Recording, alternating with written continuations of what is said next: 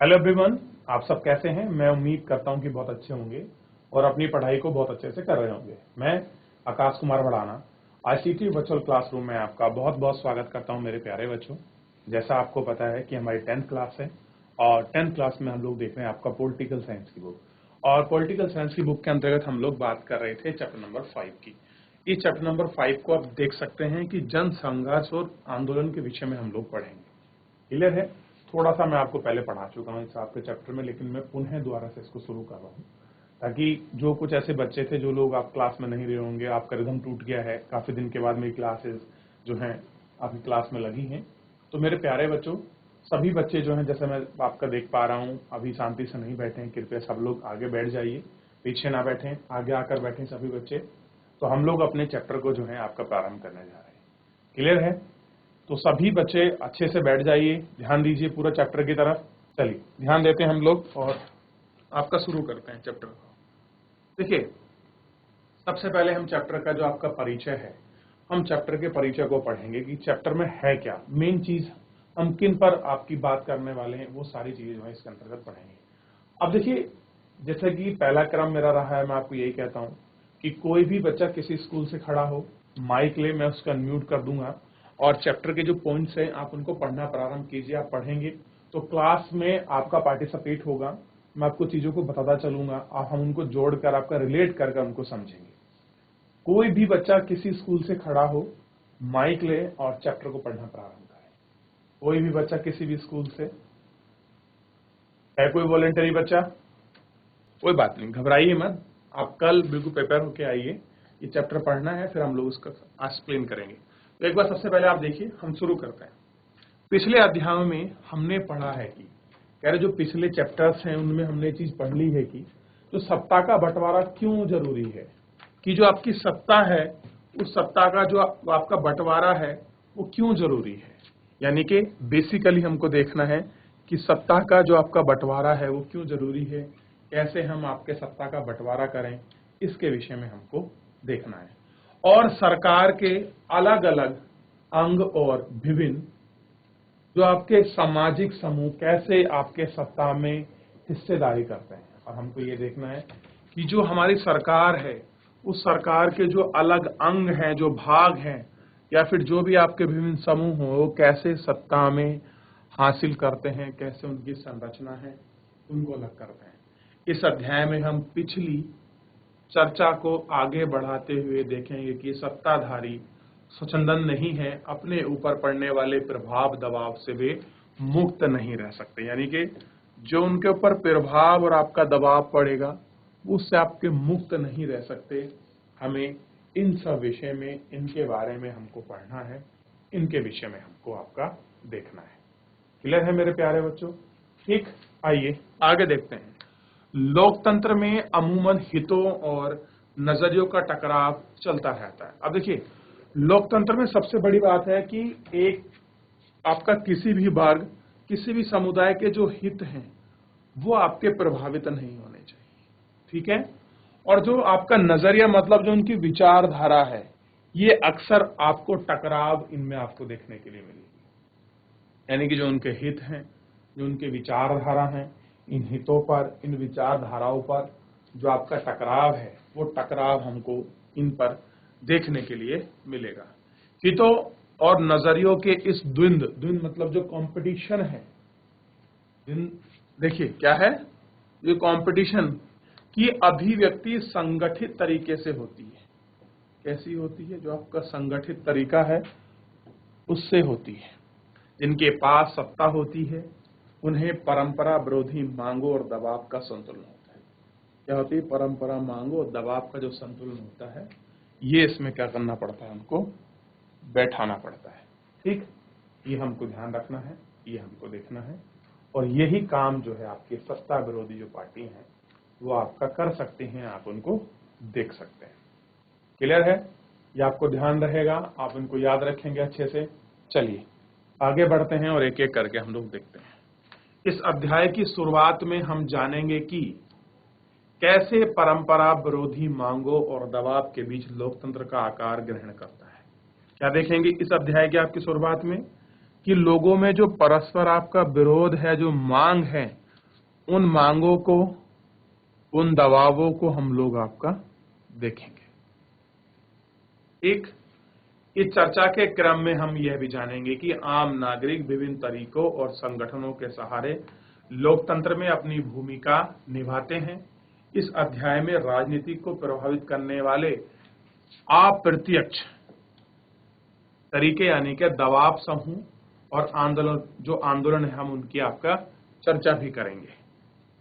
इस तरह हम अगले अध्याय की बातों के लिए तैयार होंगे जिनसे राजनीतिक सत्ता को राजनीतिक दलों के जरिए नियंत्रित करने में यानी कि राज सत्ता को नियंत्रित करने का जो प्रत्यक्ष आपका तरीका है, हम लोग उस प्रत्यक्ष आपके तरीके की हम लोग आपका चर्चा करेंगे कि सीधा क्या तरीका है, प्रत्यक्ष आपका तरीका क्या है, इसकी हम लोग इस चैप्टर के अंतर्गत अपनी चर्चा करने वाले हैं मेरे प्यारे बच्चों।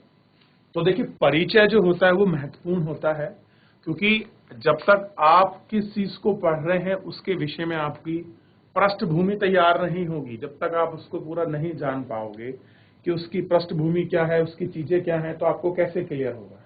क्लियर है? तो हमें किसी भी चीज की पृष्ठभूमि का पता होना बेहद जरूरी है। ठीक, तो इतना हमने देख लिया, इतना पढ़ लिया, इसमें कोई डाउट हो, कोई कुछ पूछना हो तो मेरे प्यारे बच्चों आप मुझसे लाइव जुड़कर चैट के माध्यम से आप अपनी क्वेरी को, अपने प्रश्न को, अपने डाउट को मुझसे पूछ सकता है, कोई भी स्कूल का कोई भी बच्चा। क्लियर है? चलिए आगे देखते हैं।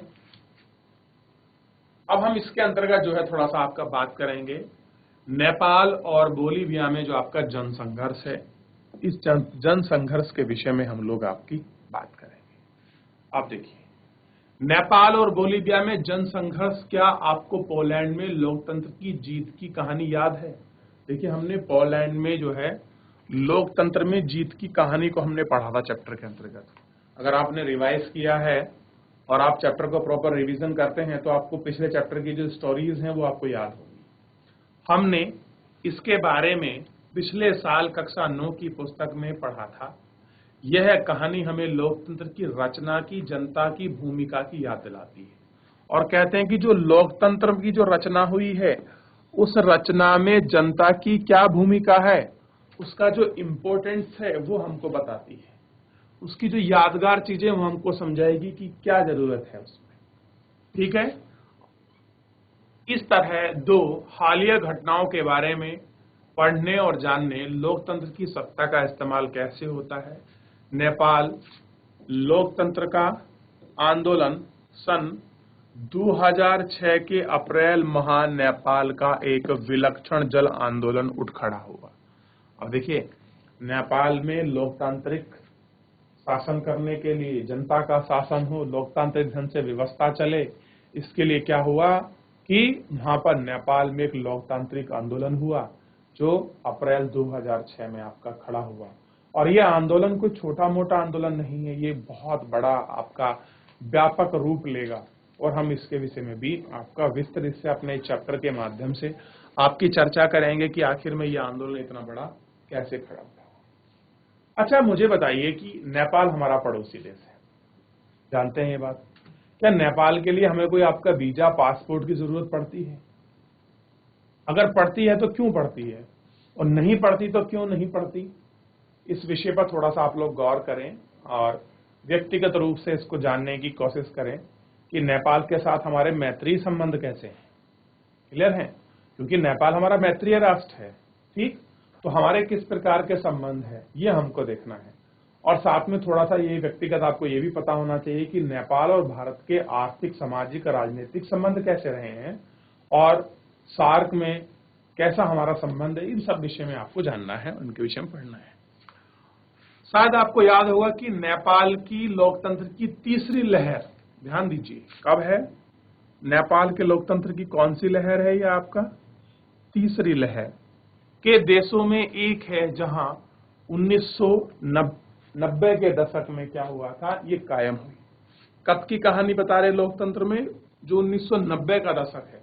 देखिए, मान लीजिए अगर मैंने कहा 70 का दशक, तो इसमें सिंपल सा मतलब है कि 1970 की बात हो रही है, हमें रिलेट करना है। अब देखिए, अब हम आपका नेपाल को पढ़ रहे हैं। अब इसमें आप कह सकते हैं सर 1800 क्यों नहीं, क्योंकि कहानी ही आपके 90 के दशक की शुरू है, 1990 के, तो इसलिए हमें 90 का दशक। अब 90 के दशक में देखिए, यानी कि 80 और 90 के बीच, दशक मतलब 10 साल के बीच की कहानी को हम लोग एड ऑन करते हैं। ये नेपाल में राजा औपचारिक रूप से राज्य का प्रधान बना रहा। अब देखिए नेपाल में क्या स्थिति थी, जो राज्य है उसका प्रधान कौन है, नेपाल के जो आपके राजा हैं वो उसके क्या बने रहेंगे, आपके प्रधान। प्रधान का मतलब होता है हेड, ग्राम प्रधान से कोई मतलब नहीं है बच्चों। प्रधान का मतलब होता है आपका प्रमुख जो व्यक्ति होता है, हम उसके विषय में देख रहे हैं। ध्यान दीजिए, क्या देख रहे हैं, उसके विषय में कि नेपाल का औपचारिक रूप से जो राज्य का प्रधान वो आपके बने रहे। वास्तविक सत्ता का प्रयोग जनता के द्वारा निर्वाचित प्रतिनिधियों के हाथों में था। लेकिन अगर हम लोग एक्चुअल पावर की बात करें कि नेपाल की एक्चुअल पावर किसके पास थी, तो आपको बिल्कुल स्पष्ट होगा कि सत्ता का जो वास्तविक प्रयोग है जनता द्वारा जो आपके निर्वाचित, यानी कि जिनको वोट देकर जनता ने चुना है, उनके क्या थी बच्चों, जो आपके प्रतिनिधि थे उनके हाथों में था। अत्यधिक राजतंत्र से संवैधानिक राजतंत्र के इस संक्रमण को राजा वीरेंद्र ने स्वीकार कर लिया था, लेकिन शाही खानदान में एक रहस्यमय कत्ले आम में राजा वीरेंद्र की हत्या की गई। अब देखिए, एक आपका कोई सस्पेंस के रूप में, मिस्टीरियस के रूप में एक हत्या हो गई। राजा थे आपके वीरेंद्र की हत्या होने के बाद क्या हुआ, नेपाल के नए राजा ज्ञानेंद्र लोकतंत्र शासन को स्वीकार करने के लिए तैयार नहीं थे। अब देखिए, जब आपके राजा वीरेंद्र की हत्या होती है तो आपके नेपाल में उनके बाद राजा बनते हैं ज्ञानेंद्र। अब आप इस तरह आप थोड़ा सा कंपेयर कर सकते हो कि यहाँ राजा का पद ब्रिटेन के राष्ट्रपति के समान आप यहाँ देख सकते हो कि ब्रिटेन की जो आपके राष्ट्रपति हैं वो आपका उनके समान इनका पद रहा होगा। लेकिन जैसे ही नए राजा आपका चुनते हैं वो क्या करते हैं, इस शासन व्यवस्था को स्वीकार नहीं करते, एक्सेप्ट नहीं करते इस लोकतांत्रिक व्यवस्था को। लोकतांत्रिक रूप में निर्वाचित सरकार की अलोकप्रियता और कमजोरी का उन्होंने फायदा उठा लिया। अब देखिए, उन्होंने वीक पॉइंट देख लिए कि कहां इसकी अलोकप्रियता है, कहां कमजोरी है, और उसका फायदा उठाया। सन 2005 में फरवरी में ज्ञानेंद्र की तत्कालीन प्रधानमंत्री में अपादस करके जनता के द्वारा निर्वाचित सरकार को भंग कर दिया।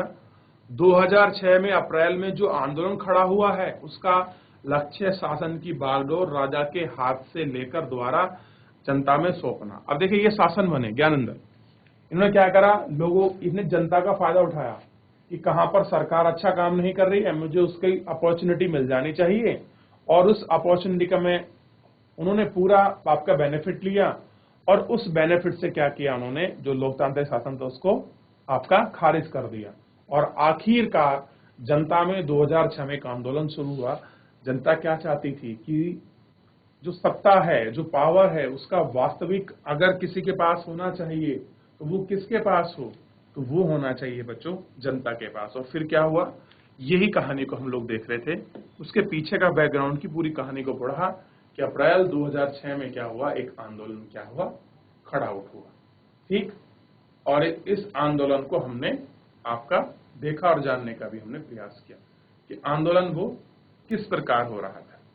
अब देखिए, संसद सभी बड़ी राजनीतिक पार्टियों में एक 7 पार्टी यानी कि अलायंसी आपका साप्ताहिक जो 7 दलों की एक आपके संगठन बना, और नेपाल की राजधानी काठमांडू में 4 दिन के बाद बंद का आह्वान किया गया।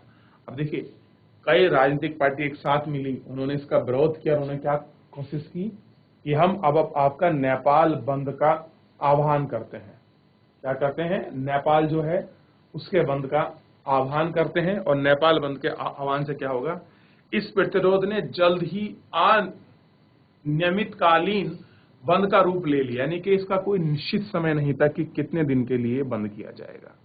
और इसके माओवादी, बागी और अन्य संगठन भी साथ हो लिए। लोग कर्फ्यू तोड़कर सड़कों पर उतर आए। करीबन 1 लाख लोग रोजाना एकजुट होकर लोकतंत्र की बहाली की मांग करते थे। क्या करते थे, 1 लाख लोग एकजुट होकर लोकतंत्र की बहाली की आपका मांग करते थे। और इतनी बड़ी संख्या तादाद के आगे सुरक्षा बलों की एक न चली।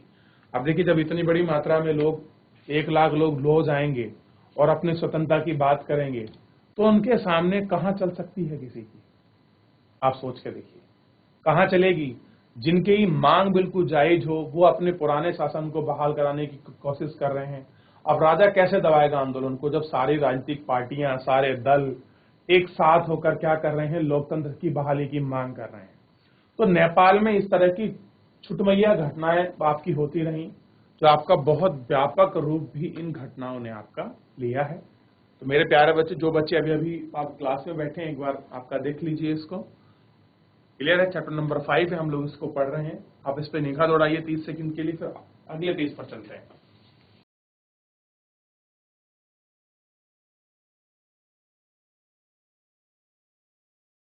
देख लिया मेरे प्यारे बच्चों? कुछ पूछना है इसमें? तो हमने नेपाल की जो पूरी स्टोरी थी उसको पढ़ लिया। थोड़ा सा आगे बात करते हैं। अब देखिए, 21 अप्रैल के दिन आंदोलनकारियों की संख्या 3 से 5 लाख पहुंच गई। अब क्या हो गया कि संख्या आपका निरंतर बढ़ने लग गई। आंदोलनकारी ने राजा को अल्टीमेटम, यानी कि उनको एक टाइम ड्यूरेशन दे दिया कि राजा आधे अधूरे मन से कुछ रियायतों को देने की घोषणा की, जिसके आंदोलन ने आपका नेताओं ने स्वीकार नहीं किया। नेता अपनी मांगों पर अडिग रहे, संसद को बहाल किया जाए, सर्वदलीय सरकार बने और एक नई संविधान सभा का गठन हो। लोग कहां अड़ गए? देखिए, लोगों की मांग थोड़ी सी व्यापक नहीं थी, बल्कि वो पुरानी मांग कर रहे थे। और राजा ने जब देखा कि जो आंदोलन है वो बहुत बाहर निकल गया है, हाथ से ज्यादा बढ़ रहा है, क्योंकि संख्या बहुत ज्यादा होगी, तो राजा ने क्या काम किया? आधे अधूरे मन से जो कुछ उसके पास रियासतें थी, कुछ क्षेत्र था, उनको घोषणा कर दी हम उनको देते हैं। लेकिन जो आंदोलनकारी थे उन्होंने क्या कर दिया? उसको अनएक्सेप्टेबल कर दिया, उसको स्वीकार करने से मना कर दिया। वो क्या कह रहे थे? संसद को बहाल किया जाए, यानी कि संसदीय शासन व्यवस्था हो, और क्या बने? सर्वदलीय जो आपकी सरकार है वो आपकी बने। इस प्रकार की व्यवस्था को किया गया। ठीक, 24 अप्रैल 2006 को अल्टीमेटम का अंतिम दिन था। इस दिन राजा आपके तीनों मांगों को मानने के लिए बाध्य हो गया कि जो आपके तीनों मांगे हैं हम उनको आपका मानने के लिए तैयार हैं। और राजा ने उन तीनों मांगों को मानने के लिए पूरा तैयार रहा और तीनों मांगों को मान लिया। एसपीए नेगिरियाज प्रसाद कोराइल का अंतिम क्या था? सरकार लोकतंत्र की बहालों को मांग कर लेते हुए उनको क्या कर लिया गया? आपका प्रधानमंत्री चुन लिया गया। यानी कि प्रसाद कोराइल क्या हो गए? आपके पहले आपके अंतरिम सरकार के, इंटरनल गवर्नमेंट के आपके प्राइम मिनिस्टर ऑफ नेपाल आपके हो गए। संसद फिर बहाल हुई और इसने अपनी बैठक में कानून पारित किया। इन कानूनों के सहारे राजा के अधिकांश शक्तियां वापस ले ली गईं। नए संविधान सभा के निर्वाचन के तौर तरीके पर एसपीए और माओवादियों के बीच सहमति बनी। 2008 में राजतंत्र को खत्म कर दिया गया। नेपाल संघीय लोकतांत्रिक गणराज्य बन गया। क्या बन गया? ध्यान दीजिए, संघीय लोकतांत्रिक गणराज्य बन गया। 2015 में यह एक नए संविधान को अपनाया। नेपाल ने लोगों को यह संघर्ष पूरे विश्व में लोकतंत्र प्रेमियों के लिए आपकी प्रेरणा थी। और कह रहे हैं कि जो आपका नेपाल ने जो आपका संघर्ष झेला है, ये संघर्ष उन आपका लोकतंत्र आपका प्रेमियों के लिए जो चाहते हैं कि हमारे देश में आपकी डेमोक्रेसी रहे, संघीय शासन बना रहे, जनता का शासन बना रहे, उनके लिए एक आपका प्रेरणा स्रोत था। देखिए, कहीं पर भी किसी देश में अगर किसी एक व्यक्ति की मनमानी होती है, किसी एक वर्ग समुदाय का वर्चस्व होता है, तो वहां लोगों के हितों को क्या है? नजरअंदाज किया जाता है। जबकि लोकतांत्रिक व्यवस्था ऐसी है, चाहे कोई अल्पसंख्यक हो, बहुसंख्यक हो, किसी भी वर्ग धर्म स्थिति में हो, लोकतंत्र में सब लोगों को समान अधिकार से रहने, जीने, समान रूप से कानून लागू होता है और आपका अपने विचारों को रखने का अधिकार है। इसलिए बढ़ते इस लोकतंत्र में आपका लोकतांत्रिक चीजों को बहुत ज्यादा महत्वता आपके दी जा रही है। देखिए, डेमोक्रेसी सबसे अच्छा देश को चलाने का सिस्टम है, बहुत जगह आप देखेंगे मार्क्सवादी सरकार चलती है, कहीं कैपिटलिस्ट सरकार चलती है, लेकिन डेमोक्रेसी जो है, लोकतंत्र की व्यवस्था विश्व का सबसे ज्यादा पसंद की जाने वाली में से एक है। आप इसको देखिए, ये नेपाल की पूरी संघर्ष की कहानी थी। ठीक, ध्यान दीजिए इसको। देख लिया इतना आपने, याद रहेगा। आगे बढ़े, चलिए अब थोड़ा सा स्थिति देखते हैं आपका। बोलीविया का जल युद्ध, नेपाल अथवा पोलैंड की कथाएं लोकतंत्र की स्थापना, उसके पुनः उद्धार की बातें बताती हैं। कह रहे चाहे आपका बोलीविया का जल युद्ध हुआ हो, नेपाल हो, चाहे आपके पोलैंड हो, इनकी जो सब स्टोरी है, ये कैसे लोकतंत्र स्थापित हुआ, कैसे इनका पुनरुद्धार हुआ, इस विषय की पूरी कहानी बताती है और हमको ये सब चीजें समझाती हैं। लेकिन जनसंघर्ष की भूमिका लोकतंत्र की स्थापना के साथ खत्म नहीं हो जाती। कह रहे जो आपका जनसंघर्ष है वो केवल ऐसा नहीं कि उसने डेमोक्रेसी को ला दिया और उसकी जो भूमिका थी, जो उसका रोल था, वो आपका समाप्त हो गया, ऐसा नहीं है। बोलीविया में लोगों ने पानी के निजीकरण के खिलाफ एक सफल संघर्ष चलाया। कहां पर था मेरे प्यारे बच्चों? बोलीविया में। ठीक, इससे पता चलता है कि लोकतंत्र में जीवंत से जन संघर्ष का आंदोलन अंदरूनी रिश्ता है। कैसा है? अंदरूनी रिश्ता है। बोलीविया अमेरिका की एक गरीब देश है। क्या है? आप देखेंगे ये भी एक, बोलीविया को अगर आप देखेंगे नॉर्थ अमेरिका महाद्वीप में आपको दिखाई देगा, उसमें देख लीजिए। विश्व बैंक ने यहाँ की सरकार पर नगर पालिका परिषद द्वारा की जा रही जल आपूर्ति पर अपना नियंत्रण छीनने के लिए दबाव बनाया। सरकार ने कोंच पावर शहर में जल आपूर्ति में अधिकतर बहुराष्ट्र कंपनी को बेच दिया था। इस कंपनी ने आनन फानन में पानी की कीमतों में 4 गुना क्या कर दिया? इजाफा, यानी कि उसके 4 गुना रेट जो थे आपके बढ़ा दिए थे। इसलिए क्या हुआ था? वहां का आंदोलन शुरू हुआ था। ठीक, ये कहानी थी आपकी बोलीविया की कि वहां क्या हो गया था कि वहां की सरकार ने पूरी व्यवस्था नगर पालिका को पानी दे दिया था और वो पानी प्राइवेट कंपनी के हाथों में चला गया था। वहां उसके रेट बढ़ा दिए गए और क्या हुआ? लोगों में इसका विद्रोह हो गया। अब देखिए, ये स्थिति है आपके नेपाल के जन संघर्ष की, इसकी जन संघर्ष की। अब लोग कैसे हैं यहां देखिए, कितनी बड़ी मात्रा में संसद की बहाली के लिए आंदोलन कर रहे हैं। ये तो केवल एकमात्र दृश्य है जो आपको नेपाल की जन आंदोलन का आपको दिखाई देगा। देखिए, अगर लोग इतने बड़े मार्क्स लेवल पर ना निकलते, लोकतंत्र की मांगों को ना रखते, तो नेपाल में जो आज आपका डेमोक्रेसी है वो शायद ना लागू होती। क्लियर है? आप इसको देख सकते हैं।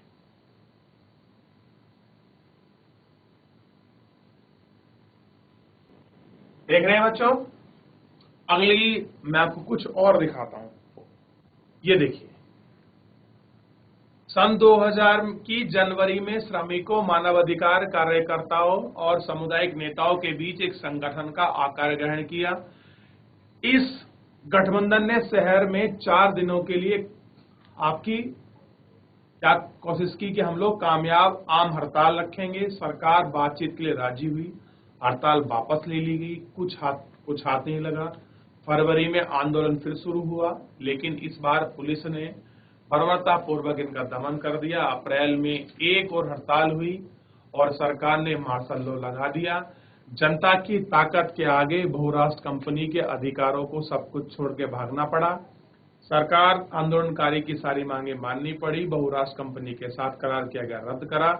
जलापूर्ति द्वारा सौंपकर आपको क्या कर दिया गया? उनको दिए गए और इस आंदोलन से बोलीविया में जल युद्ध का नाम किया गया। अब देखिए, ये बोलीविया की पूरी कहानी थी। क्या स्थिति थी कि जब उनको मिला, आपका टेंडर उनको दे दिया गवर्नमेंट ने, उस प्राइवेट कंपनी को रेट बढ़ा दिए, उनका आंदोलन हुआ, उनको आश्वासन दे दिया गया, फिर उनका दमन किया गया, फिर आंदोलन हुआ। आखिरकार बोलीविया में जो जल युद्ध की प्रक्रिया थी, उन्होंने उससे जीत पा ली और जीत हासिल हुई। ये कुछ नेपाल के संघर्ष की आपको कहानी के जो इमेजेस हैं वो आपको दिखाई देंगे। आप इनको देखिए।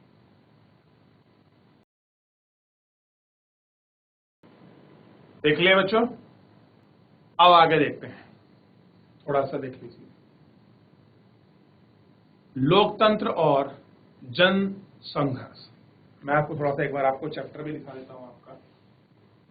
देखिए, ये आपका पूरा चैप्टर है, आप इसको ध्यान दीजिए और थोड़ा सा देख लेंगे। देखिए, ये इमेजेस मैं आपको दिखा रहा था पीपीटी के माध्यम से, ठीक है, और कैसे लोगों ने अपनी मांगों को रखा और कैसे जन आंदोलन जो है वो आपका प्रारंभ हुआ। ठीक, बोलीविया में जल युद्ध की कहानी को हमने देखा।